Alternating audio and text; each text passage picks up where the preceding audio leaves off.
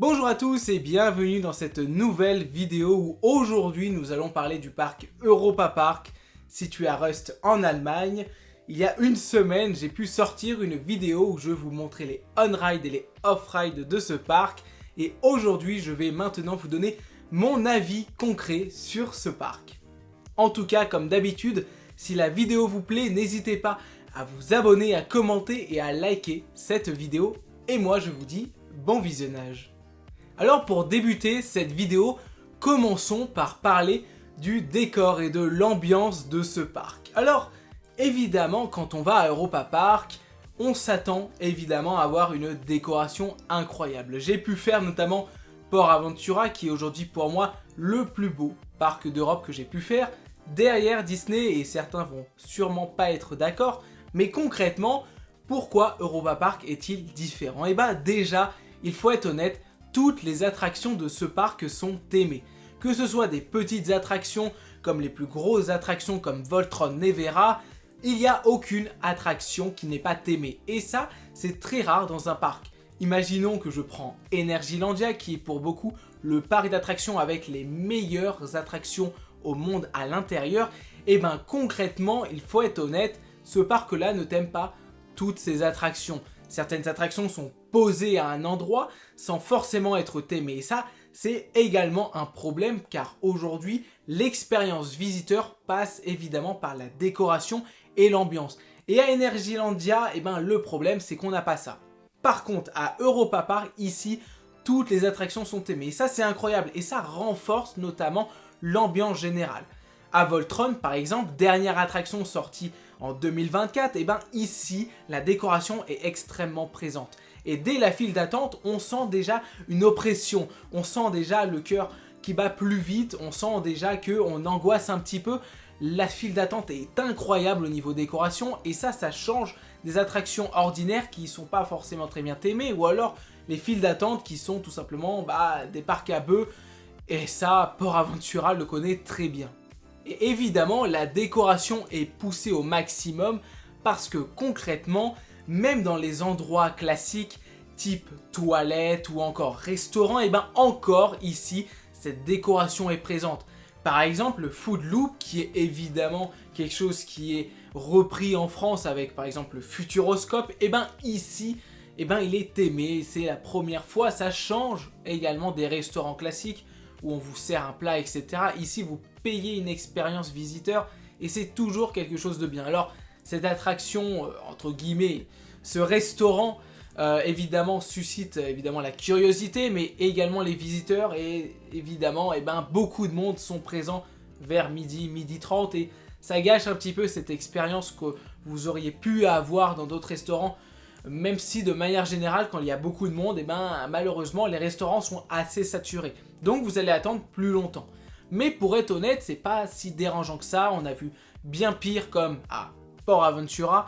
Et ça, malheureusement, Port Aventura le gère très mal et ils s'en foutent un peu. Mais pour ce qui est d'Europa Park, l'expérience visiteur est incroyable. Et pour le coup, que ce soit au niveau décoration, que ce soit au niveau de la thématisation, que ce soit au niveau de la gestion, et on en reparlera juste après, franchement ce parc est incroyable et c'est sûrement un des plus beaux parcs que j'ai pu faire actuellement. Maintenant parlons des attractions. Alors les attractions c'est un point essentiel parce que lorsqu'on va dans un parc d'attractions, évidemment ce qu'on veut c'est d'avoir des roller coasters puissants, d'avoir des manèges vraiment à sensation. Ici, vous ne serez pas déçus. Déjà, premièrement, dès l'entrée, dès le parking, vous verrez Silver Star qui est du constructeur Bolliger & Mabillard, créé en 2002, qui est un hyper coaster de plus de 68 mètres de haut et plus de 130 km/h. Alors ici, ne vous attendez pas aux mêmes sensations que Shambhala, qui est son concurrent direct, en tout cas, qui est situé à Port Aventura en Espagne, qui lui fait plus de 70 mètres de haut et 135 km/h. Alors même si au niveau de la fiche technique, les sensations sont, on peut dire, pareilles, à l'intérieur, c'est complètement différent. Ici, en fait, le problème de Silver Star, c'est que vous avez des freins à chaque camelback, c'est-à-dire lorsque vous avez des longues bosses avec des airtimes. Ici, ils sont coupés par des freins de mi-parcours ou encore des freins avant la bosse qui en fait réduit fortement les airtimes et réduit fortement les sensations. Et ça, c'est un problème qu'on retrouve pas à Shambhala, qui est une attraction évidemment incroyable que j'adore, qui est vraiment impressionnante et qui, même si c'est vrai qu'elle a été créée en 2011, il me semble, et ben forcément, la réputation de Silver Star baisse. Alors évidemment, quand je l'ai faite, et j'ai sorti un TikTok avant de la faire où je disais que elle était plutôt surcotée cette attraction, je dirais plutôt que c'est une attraction qui a vieilli normalement, même si elle commence un peu à vibrer à certains endroits, mais au niveau des sensations, on est très loin des nouveaux coasters de Bolliger et Mabillard, et malheureusement ça pèse un petit peu au niveau de la note finale que j'ai pu lui attribuer. Si vous avez vu la vidéo, je lui ai mis 4 étoiles sur 5, et je trouve que c'est déjà plutôt bien pour ce type d'attraction.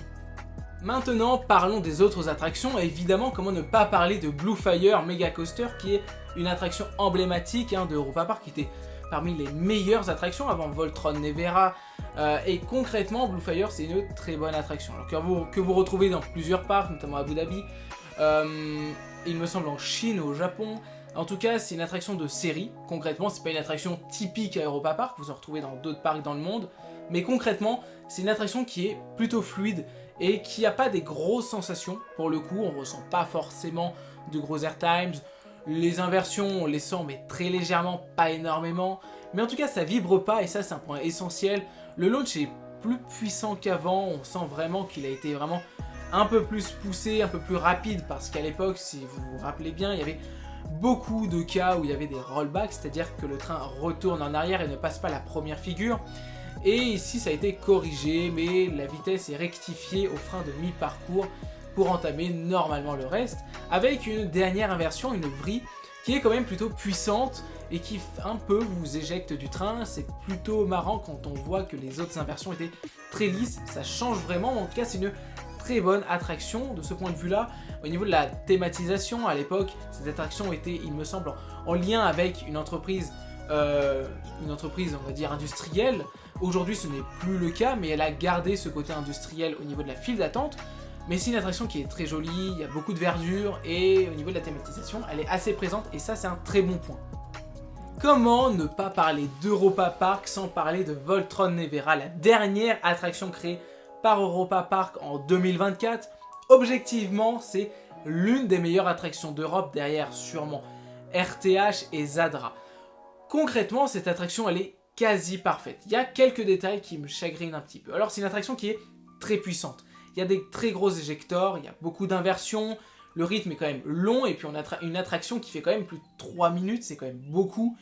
Concrètement, il faut savoir quelque chose, c'est que, objectivement, c'est une attraction qui vibre.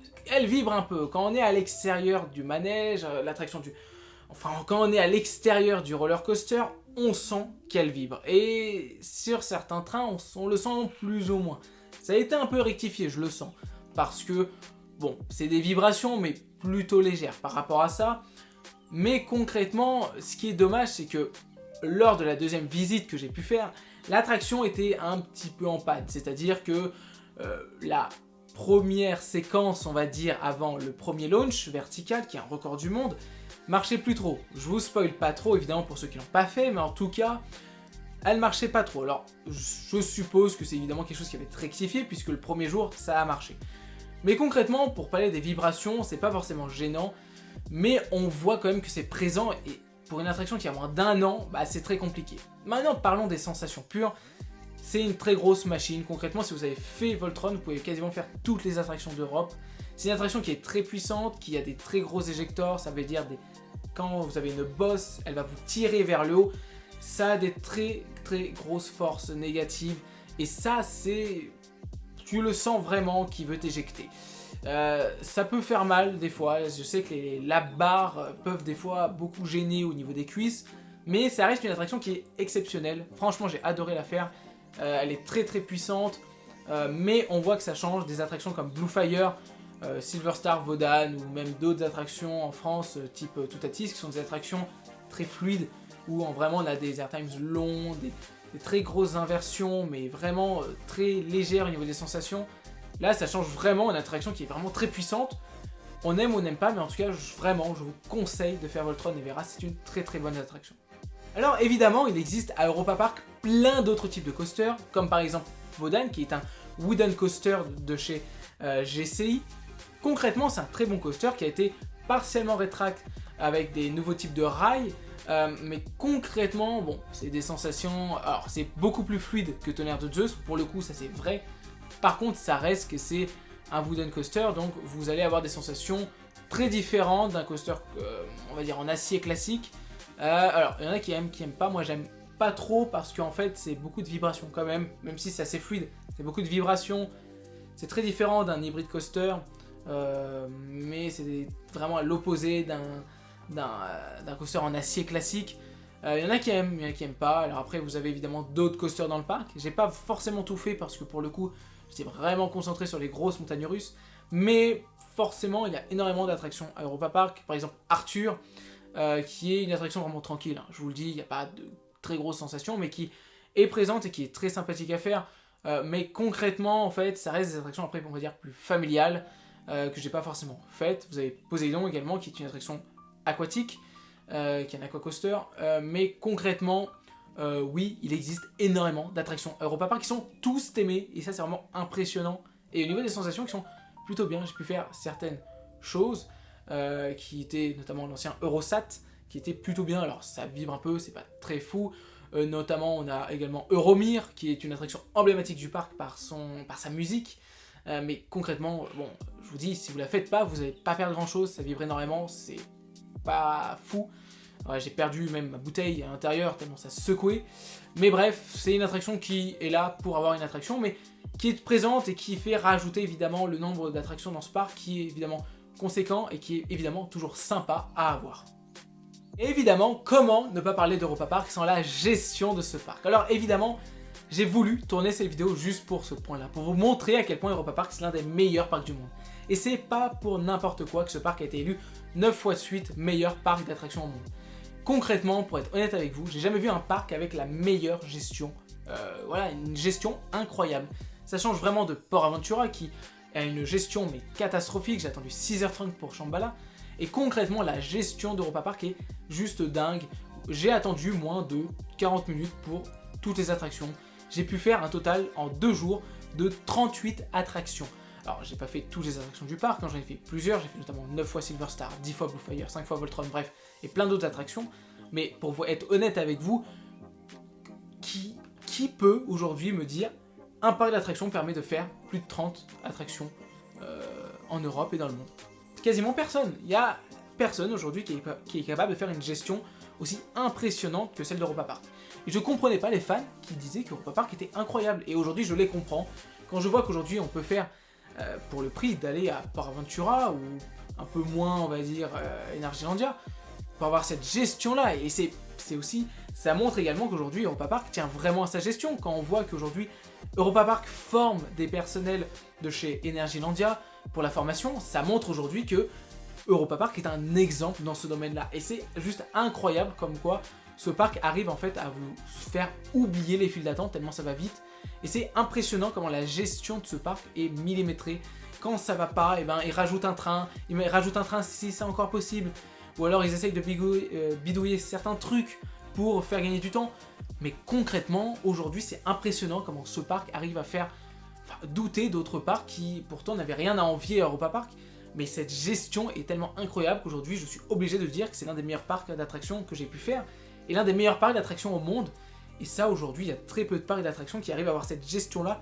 Et c'est juste incroyable comment ce parc arrive à évoluer avec autant d'attractions et toujours à avoir cette gestion constante et juste incroyable. Donc voilà, j'ai terminé cette vidéo, j'espère qu'elle vous a plu. En tout cas, si vous comptez aller à Europa Park, je vous conseille d'y aller hors vacances et hors pont, ou alors jour férié. Alors évidemment, moi j'y suis allé hors jour férié, mais en tout cas, concrètement, même si vous avez beaucoup de monde sur le parc, vous allez attendre moins d'1 heure, hein, je peux vous le garantir. C'est un parc incroyable, juste pour ça, je vous le conseille. Les prix des places sont pas excessifs. Pour y aller, pour on va dire 3 jours par une seule personne, comptez à peu près moins de 400 €. C'est vraiment pas énormément avec les transports, etc. Concrètement, c'est un parc qui est juste incroyable. Il est proche de la France, c'est accessible à tout le monde. Et vu aujourd'hui la gestion que j'ai vue quand j'ai fait ce parc-là et les attractions, franchement, ça vaut le coup d'y aller. Ça vaut sûrement plus le coup d'aller à Europa Park qu'à Port Aventura. Ou Port Aventura, vous pouvez y aller, mais alors en semaine, parce que si vous y allez lors d'un pont ou lors d'un jour férié ou alors un week-end, juste oubliez, c'est impossible. Mais concrètement aujourd'hui, je vous conseille à fond d'aller à Europa Park et concrètement si vous pouvez me dire vos retours en commentaire, n'hésitez pas. En tout cas, merci à tous d'avoir suivi cette vidéo et j'espère qu'elle vous aura plu. Comme d'habitude, n'hésitez pas à commenter cette vidéo pour me dire votre avis de ce parc Europa Park en commentaire, de liker cette vidéo pour me soutenir et de vous abonner pour ne rien louper aux prochaines vidéos qui vont sortir. Et moi, je vous dis à plus tard, c'était Mathis, ciao.